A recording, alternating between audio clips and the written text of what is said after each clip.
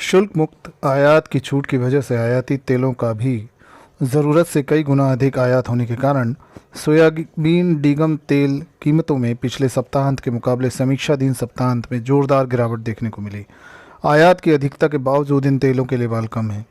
जनवरी के महीने में सूरजमुखी तेल का आयात लगभग 4,62,000 टन का हुआ, जबकि प्रतिमाह हमारी खपत 1.5 लाख टन ही है। इसी तरह सोयाबीन तेल का आयात भी ज़रूरत से काफ़ी अधिक 3,62,000 टन का हुआ है। आदिशक्ति सर्विसेज के YouTube चैनल में आप सभी का स्वागत है। अपना कीमती वक्त हमें देने के लिए धन्यवाद। हम आपकी बेहतर सेवा करते रहेंगे। यदि आपको हमारे वीडियोस पसंद आ रहे हैं तो कृपया अपने दोस्तों को इस संबंध में बताएं और उनसे हमारा चैनल सब्सक्राइब करवाएं। सूत्रों के अनुसार शुल्क मुक्त आयात की छूट 31 मार्च तक है और इसी वजह से आयातक भारी मात्रा में आयात कर बंदरगाहों पर स्टॉक जमा कर रहे हैं।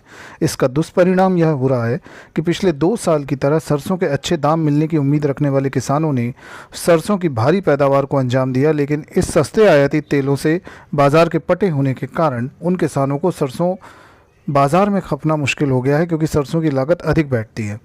सरसों की आवक मंडियों में बढ़ने लगी है और सस्ते आयाती तेलों की मौजूदगी में सरसों की लेवाली कम है और अधिकांश जगहों पर सूरजमुखी बीज की तरह सरसों तिलहन के भाव न्यूनतम समर्थन मूल्य से भी नीचे चले गए हैं।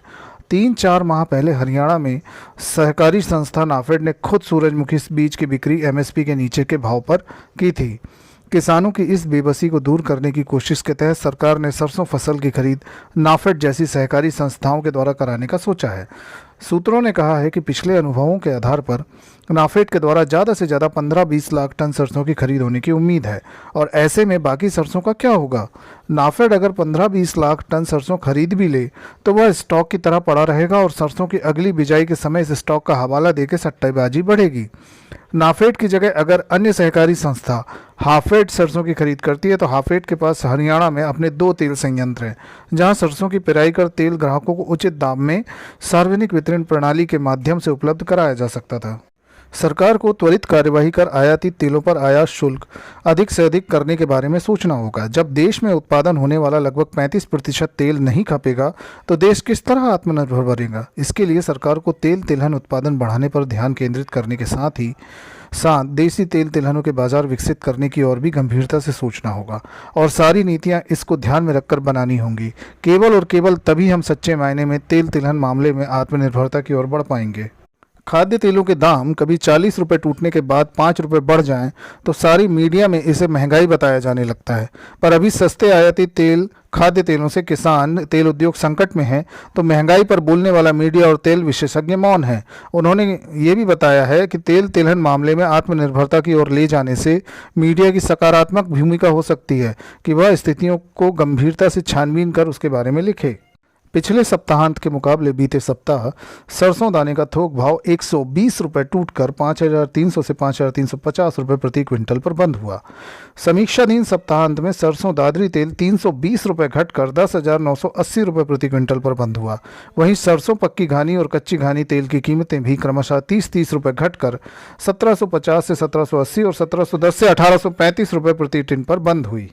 समीक्षाधीन सप्ताह में सोयाबीन दाने और लूज के भाव भी क्रमशः 70-70 रुपये घटकर क्रमशः 5,240 से 5,370 रुपये और 4,980 से 5,000 रुपये प्रति क्विंटल पर बंद हुए। इसी तरह समीक्षाधीन सप्ताहांत में सोयाबीन दिल्ली, सोयाबीन इंदौर और सोयाबीन डिगम तेल के भाव क्रमशः 440 रुपये, 280 रुपये और 1,730 रुपये की भारी हानि के साथ 11,550 रुपये, 11,300 रुपये और 9,700 रुपये प्रति क्विंटल पर बंद हुए। सप्ताह में मूंगफली तेल तिलहनों की कीमतों के भाव में भी गिरावट रही। मूंगफली तिलहन का भाव 50 रुपये टूटकर 6,775 से 6,835 रुपये प्रति क्विंटल पर बंद हुआ। समीक्षाधीन सप्ताह में मूंगफली तेल गुजरात 100 रुपये की हानि के साथ 16,600 रुपये प्रति क्विंटल और मूंगफली सॉल्वेंट रिफाइंड का भाव 15 रुपये के नुकसान के साथ 2,545 से 2,810 रुपये प्रति टिन पर बंद हुआ है। इसी तरह कच्चे पाम तेल का भाव 230 रुपये टूटकर 8,850 रुपये प्रति क्विंटल पर बंद हुआ, जबकि पामोलिन दिल्ली का भाव 150 रुपये टूटकर 10,400 पर बंद हुआ। पामोलिन कांडला का भाव भी 190 रुपये की गिरावट के साथ 9,450 रुपये प्रति क्विंटल पर बंद हुआ। देशी तेल तिलहन की तरह बिनोला तेल भी समीक्षाधीन सप्ताह में 180 रुपये की गिरावट के साथ 9,800 रुपये प्रति क्विंटल पर बंद हुआ। भाषा की न्यूज़।